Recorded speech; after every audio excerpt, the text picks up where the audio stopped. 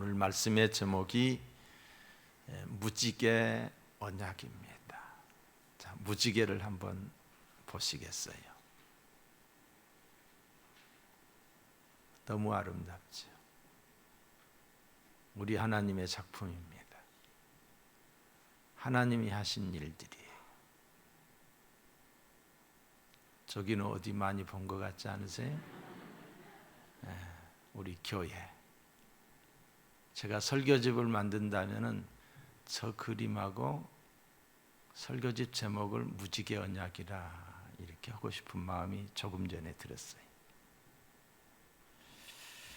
무지개에 대해서 어떤 나쁜 이미지를 가지고 계시는 분은 없을 거예요.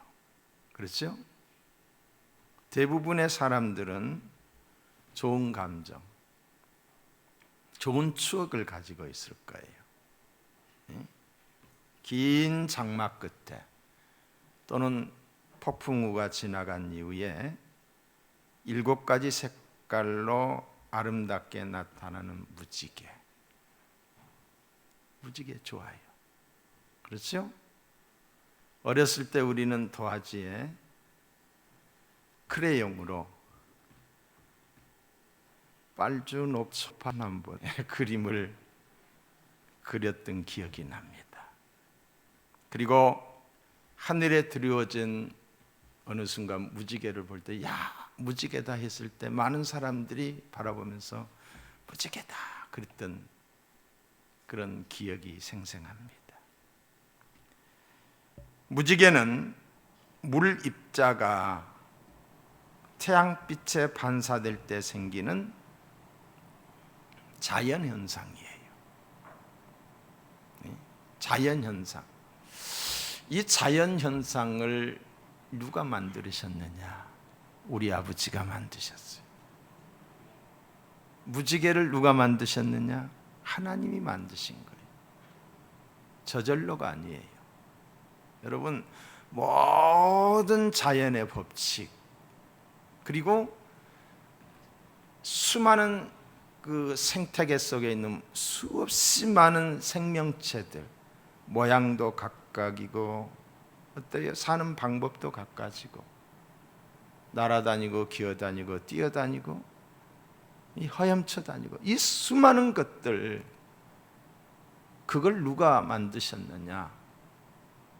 무지개를 만드신 우리 하나님이 만드셨습니다. 구름이 아니더라도 우리가 입에다 물 한 모금을 몰고서 푸 하고 하늘을 향하여 태양을 향하여 할 때에 순간적으로 무지개가 생기기도 해요. 스프레이로 물을 분사하면서 하면은 태양빛에 반사된 물방울이 무지개 형상을 보입니다. 평범한 자연현상. 그런데 너무 아름답잖아요. 이걸 하나님이 만드신 거예요. 아멘 좀 하시오. 하나님은 우리 주변에서 쉽게 볼 수 있는 무지개를 통하여 언약을 맺으셨습니다. 이 언약은 영원한 언약으로, 이 영원한 언약이라고 오늘 여기 본문에 2번이나 강조하고 있어요. 영원한 언약으로 그 증표를 무지개로 세우셨어요. 언약의 증표로. 네. 자, 여러분 오늘 이 시간 이 무지개 언약을 통해서 하나님의 음성을 듣는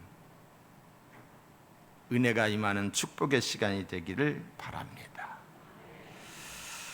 홍수 심판 이후, 홍수가 끝나고 난 이후 방주에서 노아가 나왔어요. 방주에서 나온 노아는 어쩌면은 막막했을 거예요. 너무나도 세상이 온전히 쑥대밭이 되었기 때문에 이런 세상에서 어떻게 살까? 또한 두려움과 불안에 사로잡히지 않을 수 없었을 거예요. 왜? 상상할 수 없는 큰 심판을 경험했기 때문에. 온 세상이 물에 덮이고 온 사람들이 다 죽는 격변을 경험했기 때문입니다. 철저하게 망가진 세상에서 어떻게 살까? 미래에 대한 두려움이 있었을 것이라는 거지. 또한 노아가 두려워하고 불안해한 것은 다시 홍수가 일어나 이와 같이 세상을 쓸어버리지 않을까 불안하고 두려웠을 것입니다. 어쩌면 비가 내리고 천둥번개가 치면은 심판에 대한 그 두려움, 그 트라우마가 막 드러나지 않았을까? 불안해하고 두려워하는 노아를 하나님께서 찾아오셨어요. 하나님께서 그리고 말씀하셨어요. 그게 바로 11절이에요. 내가 너희와 언약을 세우리니 다시는 모든 생물을 홍수로 멸하지 아니할 것이라. 땅을 멸할 홍수가 다시 있지 아니하리라. 불안해하는 노아에게 하나님이 친히 말씀하셨어요. 불안해하는 노아에게 하나님이 친히 말씀하셨어요. 여러분, 내가 불안해 있을 때에 나보다 훨씬 크신 분이 박 목사 불안해하지 마. 내가 도와줄게. 내가 있잖아. 염려하지 마. 그럼 어느 순간 눈 녹듯이 사가요. 불안이 떠나는 거예요. 이와 같이 하나님이 불안해하는 노아에게 찾아오신 거예요. 여러분, 사람에게 불안과 두려움이 임하게 되면은 아무것도 못해요. 일에 손이 잡히지를 않아요. 사람 만나기가 싫어져요. 의기소침해져요. 폐인이 되어버립니다. 더러는 갑자기 큰 일을 당하게 되면은 병원에 갔는데 암이라는 판명을 받게 되면은 그 순간 어때요? 우선순위를 잃어버려요. 멍해져요. 어떤 사람은 그냥 이 다리에 힘이 빠진다라고 하는 사람들도 있어요. 이 두려움과 불안감을 어떻게 해결할 수 있을까? 유일한 해결책은 전능하신 하나님을 의지하는 거예요. 하나님 앞에 나오는 거예요. 하나님을 바라보는 거예요. 문제를 바라보면 여전히 두려움 속에 빠지지만은 하나님을 바라보게 되면 하나님의 평안이 내게 임하는 거예요. 그 하나님은 전능하시며 천지 만물 우주 공간을 창조하신, 그리고 인류의 역사를 주관하시는, 절대 주권으로 다스리시는 하나님이시에요.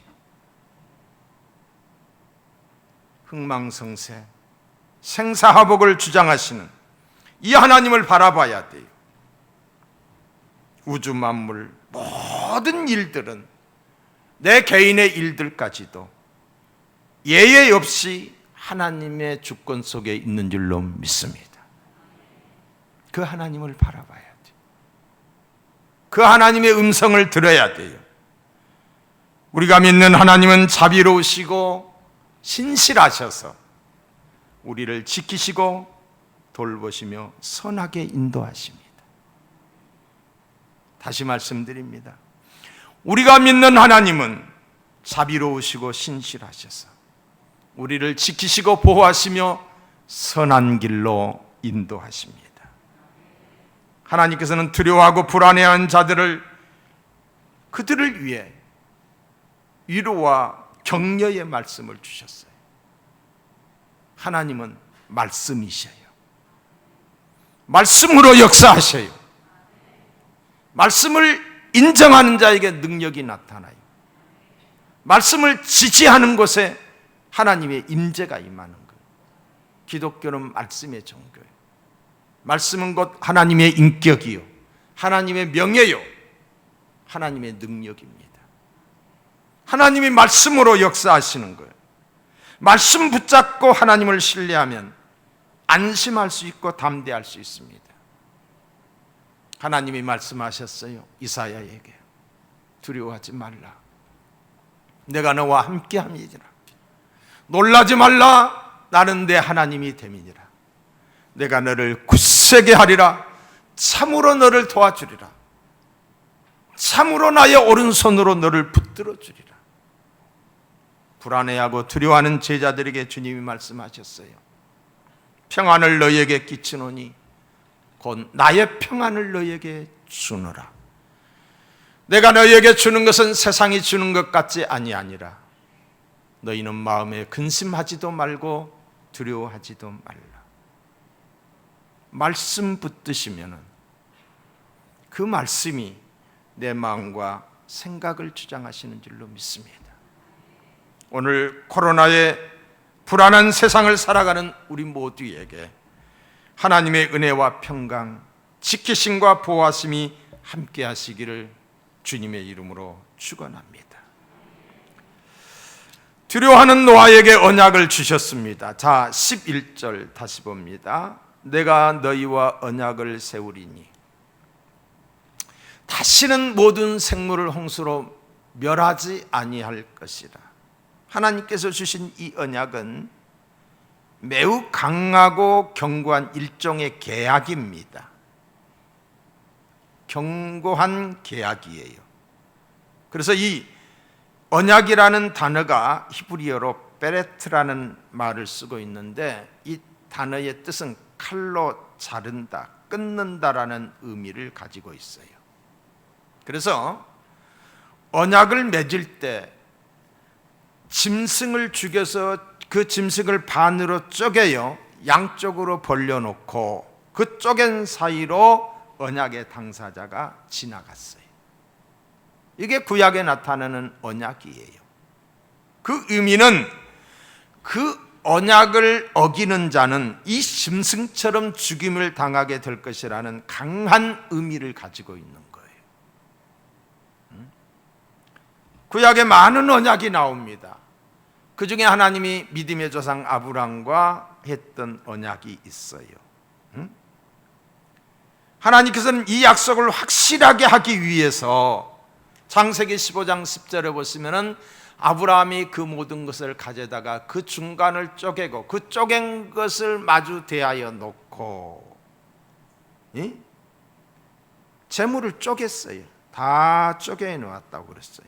근데 창세기 15장 17절에 보면 이렇게 나와 있어요. 해가 져서 어두울 때에 연기 나는 화로가 보이며 타는 횃불이 쪼갠 고기 사이로 지나더라. 쪼갠 고기 사이로 지나더라. 그날에 여호와께서 아브람과 더불어 언약을 세워 이르시되 내가 이 땅을 애굽 강에서부터 그 큰 강 유브라데까지 내 자손에게 주노니.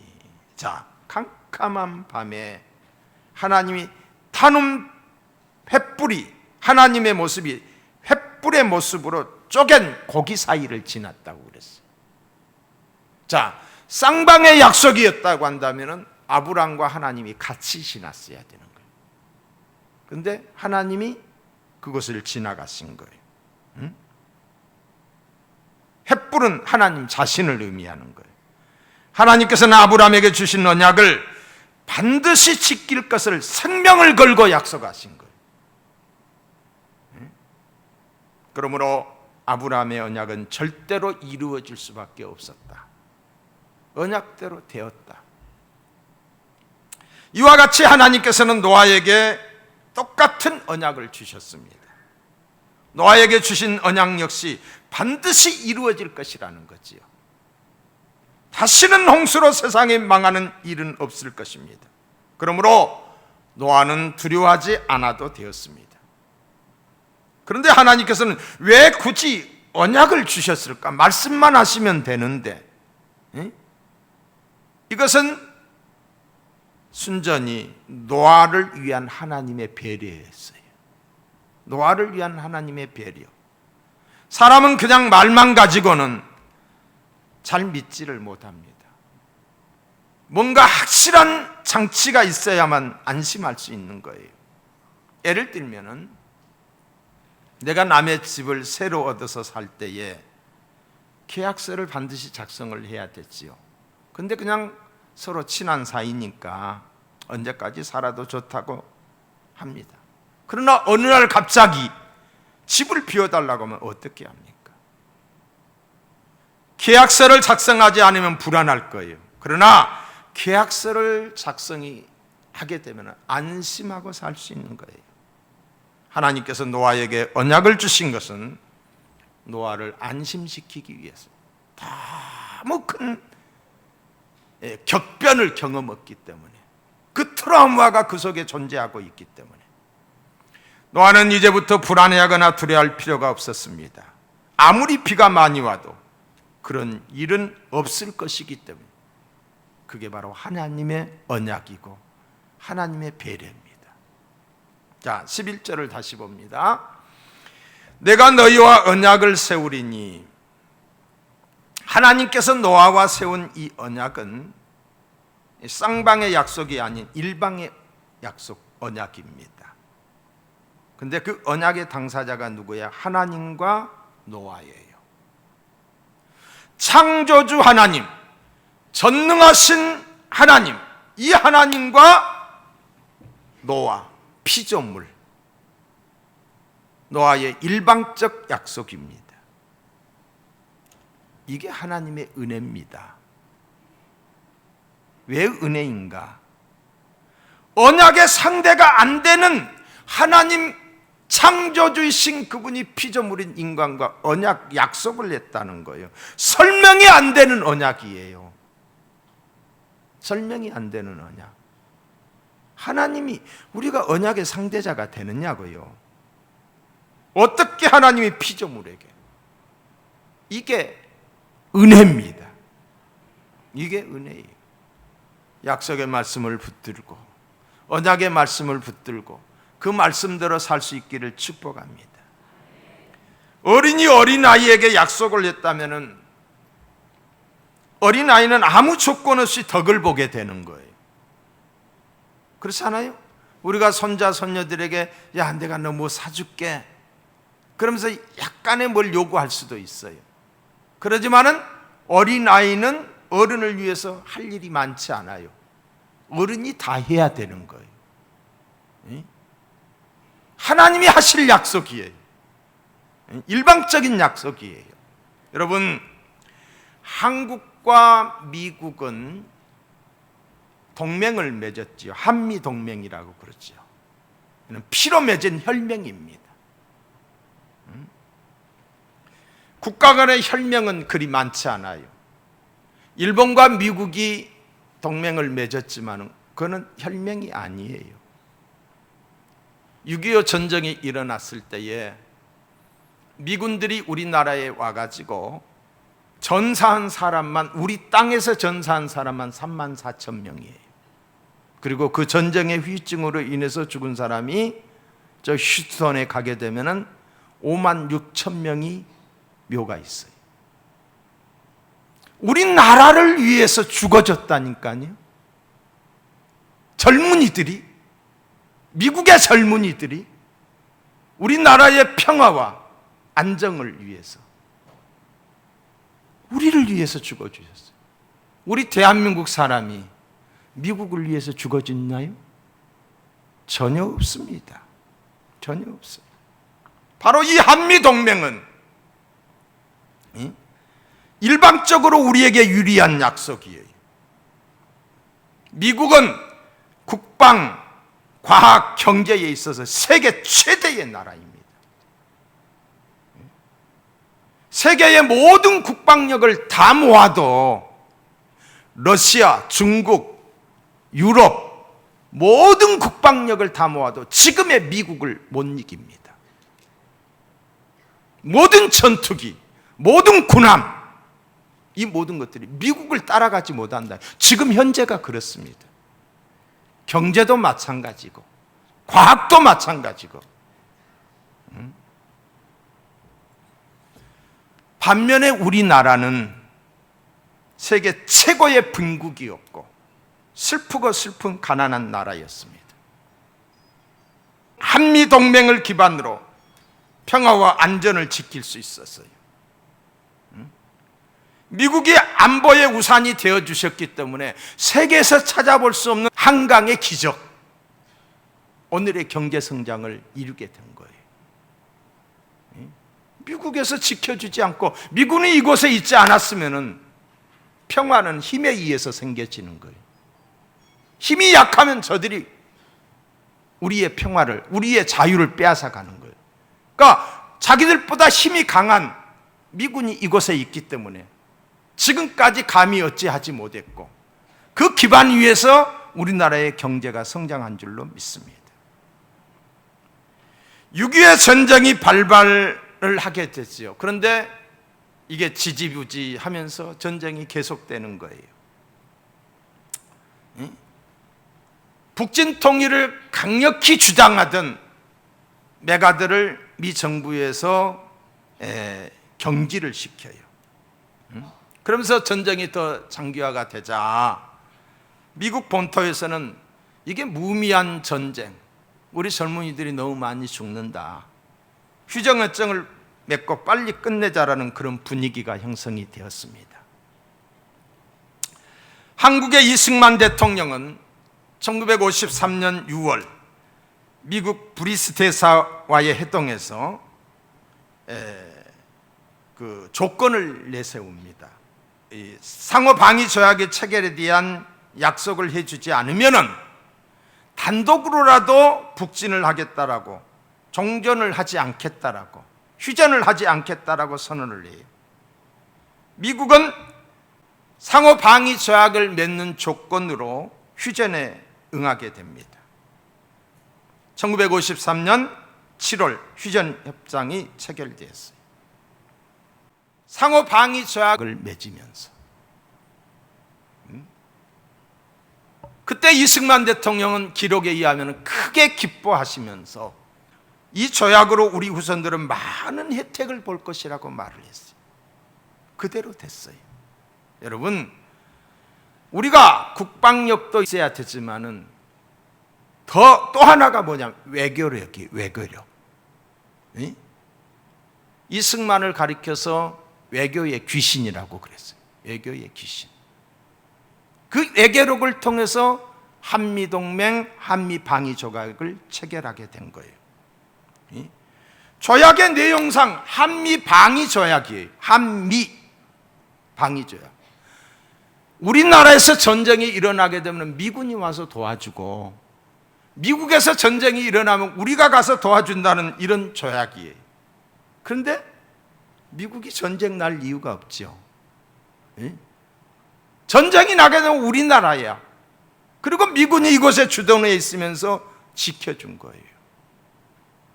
뭐 때문에? 이 약속 때문에, 조약 때문에. 정치, 경제, 과학, 그리고 교육 등 모든 분야에 있어서 한국에게 큰 힘이 되어 주셨습니다. 우리의 젊은이들이 주로 어디로 가서 공부하고 왔어요? 미국이잖아요. 수없이 많은 우리 기독교계에도 지도자들을 보면 미국에 가서 미국의 장학금으로 가서 공부하고서 한국의 지도자가 된 거예요. 선진 기술과 문명을 접하고 배울 수 있는 통로를 마련해 주었던 거예요. 미국은 기독교 국가예요. 이 기독교에서 뭐가 나왔습니까? 자유민주주의가 나온 거예요. 자유시장 경제가 나온 거예요. 이러한 미국과의 협력 속에서 성장하고 정착할 수 있었던 거예요. 1954년 체결된 한미방위조약, 미국과 우리나라의 조약, 큰 나라와 작은 나라의 약속이에요. 부자 나라와 정말 가난한 우리나라의 약속이에요. 일방적으로 우리에게 유리한 약속. 안보 우산 경제 발전, 오늘의 붕황한 오늘의 대한민국은 이 언약 때문이다. 아멘 좀 하시오. 노아에게 언약을 주신 하나님께서는 그 언약의 증표로 무지개를 주셨습니다. 자, 13절을 볼까요?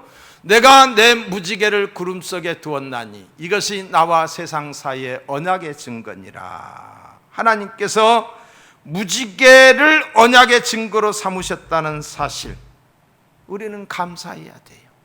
우리는 감격해야 돼요. 무지개는 우리가 자주 접하는 것입니다.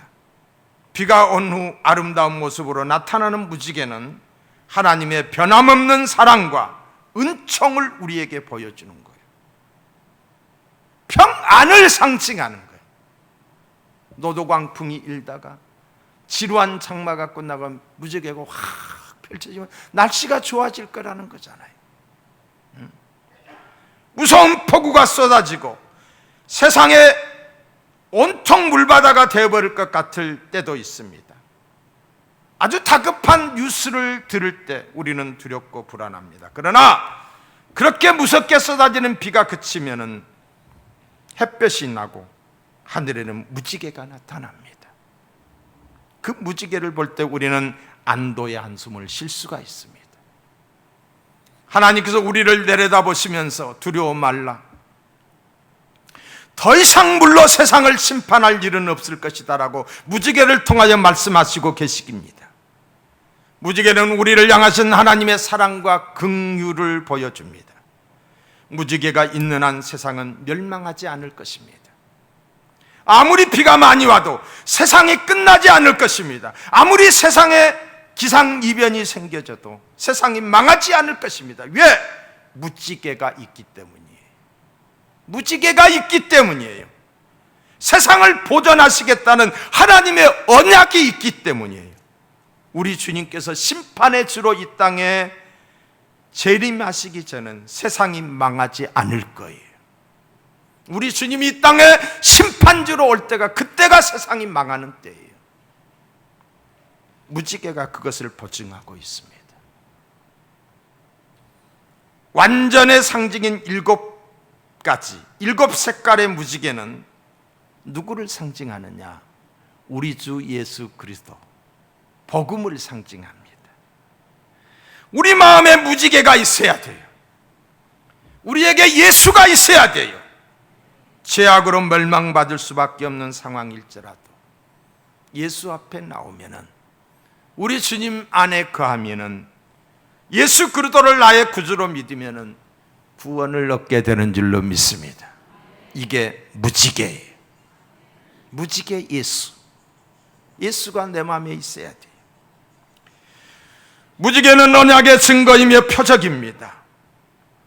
하나님이 자기 백성들을 애굽에서 구원해낼 때에 표적을 주셨어요.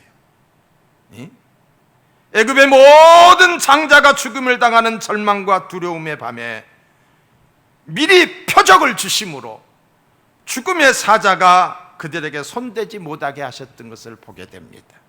그 표적이 뭐였어요? 어린 양의 피였어요. 어린 양의 피. 어린 양의 피를 문설주와 임방에 바르라고 하셨고, 그 피를 볼 때에 죽음의 저주, 죽음의 사자가 그 집을 침범할 수 없었던 거예요.